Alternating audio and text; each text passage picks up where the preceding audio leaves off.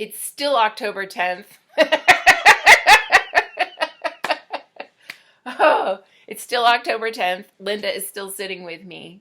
And Linda's we're gonna develop more on this idea about love and how to do more love energy right now, here now, in these end times. I like to call them beginning times, actually, but there's a lot of things ending, and there's a lot of things that people are trying to start too. So I think end times, beginning times is actually probably the best way to describe this weird time frame we've been in for many months now. So Linda's I was having trouble figuring out how to say more about love in a video that I just recorded moments ago, which may never get out into the world. So, like, who knows, right? You're like, what are you talking about, Lizzie? And I would say, exactly, every day, right? What am I talking about, Lizzie?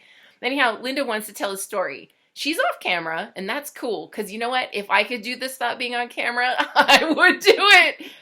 But I don't know. That's another story. So Linda's going to tell her story, and then maybe we'll have some conversation on that. We'll see what happens. It's sort of a free-flowing day. Here we go. Go, Linda. Okay. So my personal story around love is that when I was 18 years old, I had the first emotion that I had in probably 5 to 10 years. Whoa. And this emotion just came out of the blue, and it was universal love for every human being on earth. So like agape. Right. Okay. And I only had this emotion for one day, and the next day it was gone. Oh, no. And I was back in my depression. I guess I forgot to mention that part. That's why I hadn't been able to feel anything for years, because I had been in a depression. And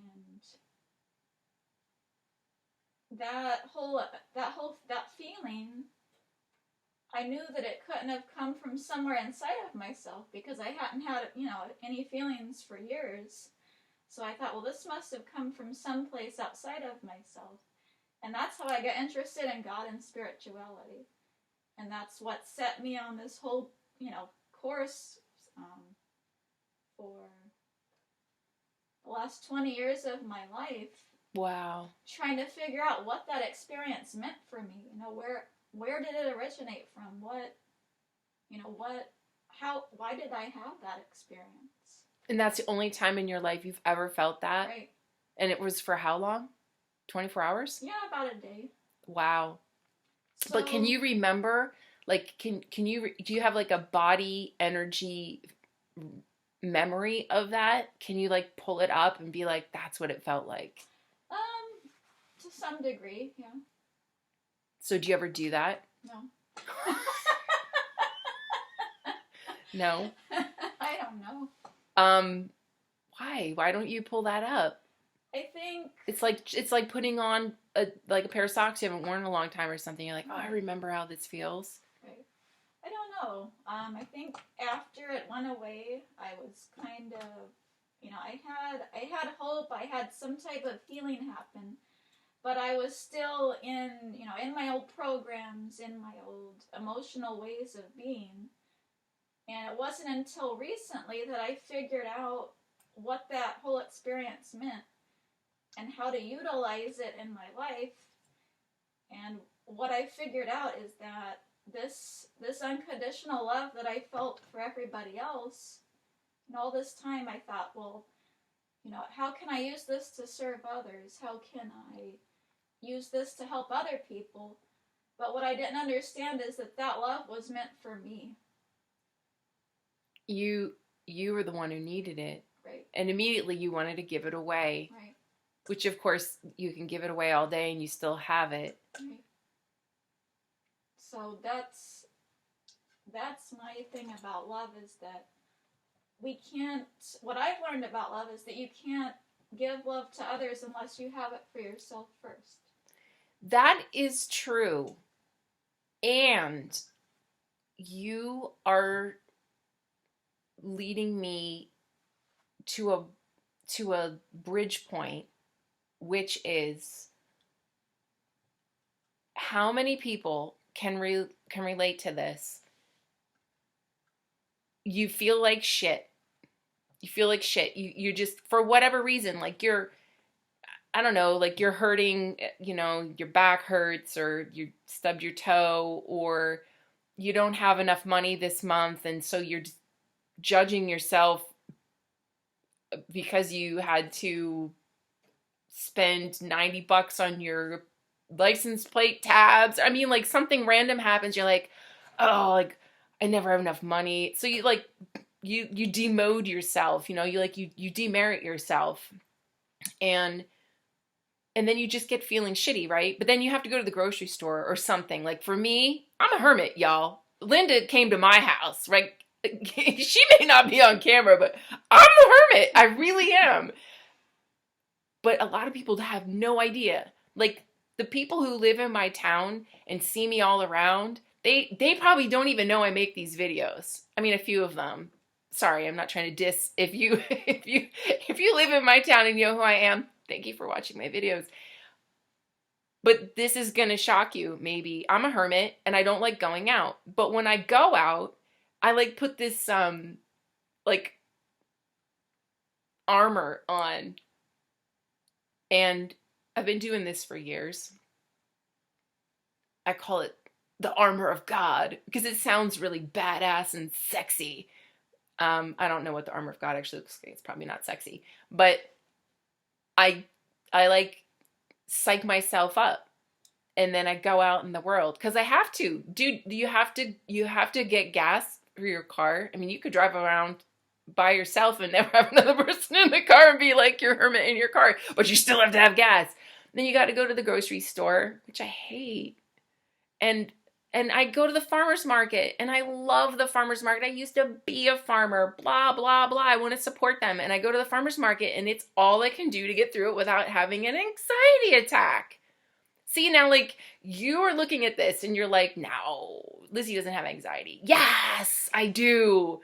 And I'm admitting that because I'm guessing loads of people do. Like, I mean, Linda, do you get like anxiety fits or whatever randomly? Yes. Yeah. Okay. Like we had this conversation about driving.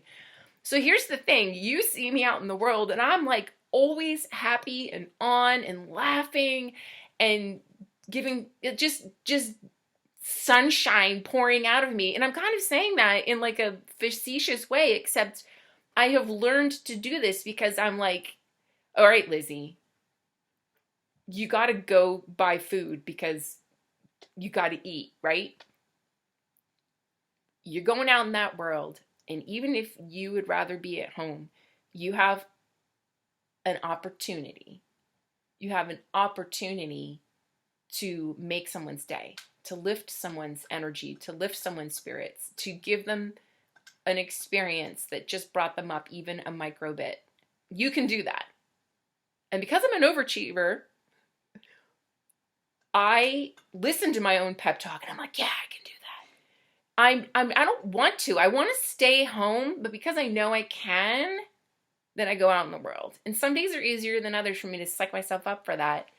And so that's the person that people see. And is that really me? It's a part of me. It's a part of me. Am I most comfortable in that mode? No. I'm not even comfortable right now, and I can't see you people who are watching this. It's true. It's true. And the only reason Linda's not on camera is because she's just not into that shit, man. And I totally get it. She makes videos too. You don't show yourself in the video? Never. See? But it's too late for me. And plus, I know I'm digressing right now. This is my new style of video, so whatever. I feel like you've got to see my face because I want you to know, like, I'm here and I'm trying. And I know how many people in the world are also trying. It's not always easy. I'm not comfortable on camera. I actually don't like looking at myself. And I know a lot of people can relate to that. I don't know how to make videos any other way because I am not tech savvy. So I got what's on my little MacBook Pro and that's what I'm looking at myself right now, because this program, that's all I've got. But when I come online to talk to y'all, and when I go to the farmer's market or the supermarket or Home Depot, I get my game on, because I know if I'm out there, I have a responsibility and a job to help people feel better. So I do that. And I seem to find a way every time to do that. And there was only one person ever in my life who asked me why I'm always laughing and that I must have some sort of nervous disorder. I know. I'm just making the best faces right now. She's all like, ah. But you know what? That person was a narcissist, and they can F off. True story. It's a weirdo. They were a weirdo. Yeah. I say narcissist. Linda says weirdo. Both of us are correct. So that's one way you can spread love in the world. It's simple. It's just to smile at somebody or make a little joke about something. It seems like nothing, but it's a lot. And I know if I'm having like a super crappy day and I have to leave, I have to go out of the house and be among the people, I really, really cherish those moments when I'm out and somebody does that for me. It can make a huge difference for me. And then, so they've held me up, and now I can maybe hold someone else up. And, you know, like I could listen to everything I've just said in this video and be like, damn, what a crazy ass loser I am. Like, that is some crazy shit Lizzie just said. Or I could be like, that's real. That's life. And everybody feels it at some point. Not even Tony Robbins. He's amazing. I think he's amazing. I hope I don't find out he's not amazing. Right now, I think Tony Robbins is amazing. I know, but there's a lot coming out in the news. And you're like, oh shit, those people are bad. We won't go there right now. But like Tony Robbins, he just seems like he's so nurturing and really wants to help people. Even Tony Robbins is going to have a day when he's like, I just don't want to go out right now. I just want to like be at home and do my thing. So it doesn't matter who you are. It doesn't. Everybody has those moments. Everybody has those days or those weeks or those years. And we have to have compassion and grace. Give grace to other people. Give grace to ourselves. Like lately, part of this love thing has been a new like mantra for me that I do all the time. And that is, I forgive so-and-so and I forgive myself. I forgive myself and I forgive so-and-so. Now, when do I do this? Because lately, because we're in the shift and we're going to ascend to another, dimension and all the things, and the sun's going to blow up and blah, blah, blah. I'm getting ready in my own way. I'm kind of making fun of it, except that I totally believe all this. I mean, I believe in like about 100 different things. They're all happening at once here. So pick any of them and we can talk about it.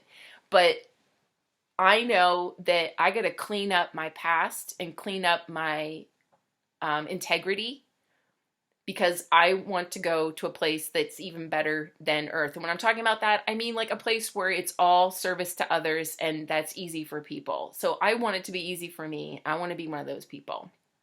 And anything that pops up in my mind where I remember a time that somebody said something to me and I got irritated with them, or whatever it was, just something that went wrong, let's just call it wrong, or even just slightly wrong, but we're like, oh, and we remember it, I just immediately, instead of rehashing it and thinking, what could I have done better? It's like, that ship sailed. We're done. We're done with how could I have done that better. Now we're down to compassion. I forgive that person. I forgive myself. We were both in a time, in a space. That person was where they were at. I was where I was at. We both had a problem. We both grew from it. I hope I grew from it. And that's it. I'm like letting it go to peace. I'm letting it go and letting go of it. And just saying like, I need compassion for myself to learn things. And I completely give forgiveness and compassion to that person, even though they said something shitty to me. I'm sure they're not the same person now. And if they are, even more to give them, more the reason to give them compassion. So that's another form of love, grace and compassion. And it's easy to do that. You don't even have to be around people. You could be a hermit and not really talk to anybody, and you could just go over your previous life episodes and give compassion and grace and forgiveness to everyone you had a quarrel with. I literally would not recommend sitting down on your couch and being like, who are the people from my past that I need to give compassion and forgiveness and grace to. Just let it happen. It'll happen. Don't we beat ourselves up enough, that's going to happen to you 3 or 4 times a day anyhow? Maybe that's just me. We won't talk about it. Oops, we already did. So there's that. And now this is a 15-minute video, so I'm going to pull the plug on this one. I think we covered everything. I loved your story, Linda. Don't you love that Linda's here? I love that Linda's here. Goodbye, everybody. Be good to yourself and be good to other people. I demand it.